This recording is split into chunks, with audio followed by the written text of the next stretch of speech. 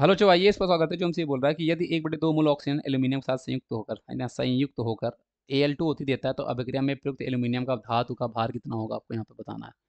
तो पहले तो जब कभी भी आपके पास क्वेश्चन आते हैं बच्चों, है ना, तो ऑक्सीजन एल्यूमिनियम के साथ संयुक्त हो रहा है, बता रहा है, तो अभिक्रिया में एल्यूमिनियम का भार क्या होगा।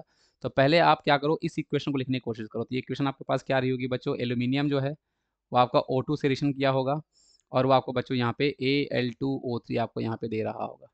तो आप इसको बैलेंस करोगे बच्चों, तो ये एल्यूमिनियम है, इसको आप यहाँ पे 3/2 कर दो तो ये 3 हो जाएगा और यहाँ पे 2, तो ये आपका बैलेंस हो गया।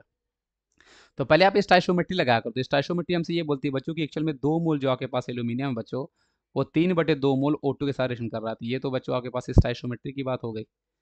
अब हमारे पास यहाँ पे कितना ऑप्शन उसने बोला है बच्चों, आधा मोल। तो आधा मोल जो आपके पास ऑप्शन होगा बच्चों आपके लिए, वो कितना एल्यूमिनियम लगेगा वो आपको निकाल लो।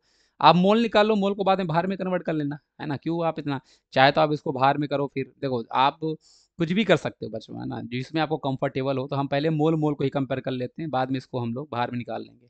तो 2 मोल एल्यूमिनियम के लिए 3/2 मोल ऑक्सीजन चाहिए। तो 1/2 मोल ऑक्सीजन के लिए मुझे कितना एल्यूमिनियम चाहिए, तो मैंने यहाँ पे एक्स यूनिटी में से लगाया, क्रॉस मल्टीप्लाई करोगे बच्चों, और क्रॉस मल्टीप्लाई करके आपके पास ये कितना आ जाएगा, 1/2 × 2 और नीचे डिवाइड में आपके पास बच्चों ये 3/2 आ जाएगा ऐसा। तो 2 से 2 कैंसिल होगा, 2 ऊपर जाएगा, तो आपके पास ये 2/3 मोल मेरे पास एक्चुअली मुझे एल्यूमिनियम यहाँ पे चाहिए था।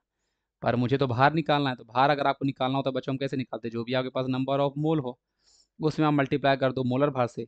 एल्यूमिनियम का निकालना है तो एल्यूमिनियम का मोलर भार बताओ, आपके पास 27 होता, तो आप 27 से मल्टीप्लाई कर दोगे, ये आपके पास 2/3 है, इंटू आप यहाँ पे 27 कर दोगे, 3 से आपके पास ये 9, 9 दूना 18, तो 18 ग्राम होता, जो कि आपके पास ऑप्शन नंबर बी है।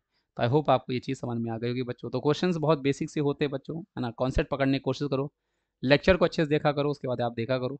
वीडियो समझ में नहीं आता बच्चों तो आप रिवर्स करके भी देख सकते हो, क्वेश्चन को खुद करने की कोशिश किया करो पहले, फिर नहीं बने ये बच्चों आपके लिए सहायता के लिए, मतलब ये आपकी हेल्प करने के लिए, लेकिन आपको पूरी तरह से वीडियो सोल्यूशन में आश्रित नहीं हो जाना, अदरवाइज आप सीख नहीं पाओगे कभी भी। तो वीडियो सोल्यूशन जितना हो सके उतना कम से कम देखा करो, क्वेश्चन खुद से करने की कोशिश किया करो।